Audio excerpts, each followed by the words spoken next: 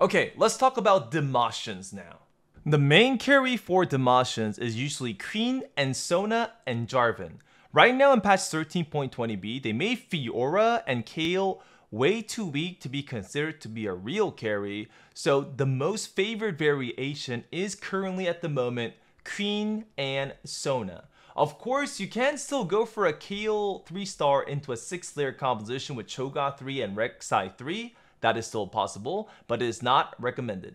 So how you itemize Queen and Sona is very simple. You want to make sure Queen one-shots the enemy backline. If the enemy has a Nyla 2-star or an Azir 2-star or even a Mordekaiser 2-star, you want to itemize her so that she can one-shot them once she becomes a 3-star unit. So you want to make sure to give her itemizations like IE to make sure ultimate can crit, and a Giant Slayers or something equivalent to Giant Slayers like maybe a Guard Breaker or a Last Whispers to make sure she has that bonus damage needed to take down high HP targets.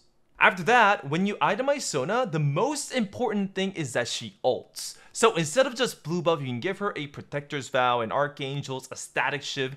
Any tier itemization will work so that she can ult instantly, and because her ultimate changed in a way where she stacks attack speed, you want Sona to ult to charge your Queen's attack damage, and your Queen will have a Radiant Deathblade, IE, and a Giant Slayer's Rise, so her auto attacks are going to hurt like crazy.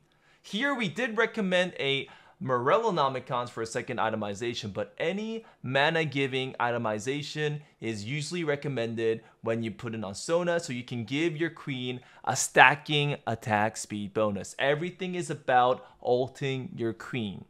So while your Queen does damage and while your Sona charges your Queen's attack speed, you want your Jarvan to buy as much time as possible as CC. So you want to put Jarvan alone in the front to buy some time, and the best way to do that, because it's a solo tank, is to give him a Gargoyles and a Protector's Vow. Gargoyles is because he will be the only tank unit in your composition, and Protector's Vow because you want your Jarvan to ult as fast as possible and as multiple times as possible too.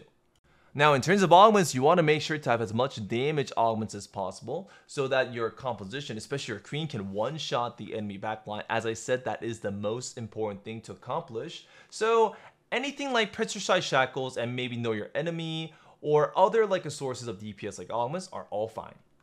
In terms of the synergies and compositions, I normally run 7 Demacians so I can get 3 Radiant items, Radiant Wormhogs on Jarvan, Radiant Deathblade on Queen, and Radiant Shoges onto Sona, but you can also go for 5 Demacians and 4 Slayers and cut the Sona itemization so you don't give Sona the Demacian itemization and add in 2 more Slayers for the extra damage.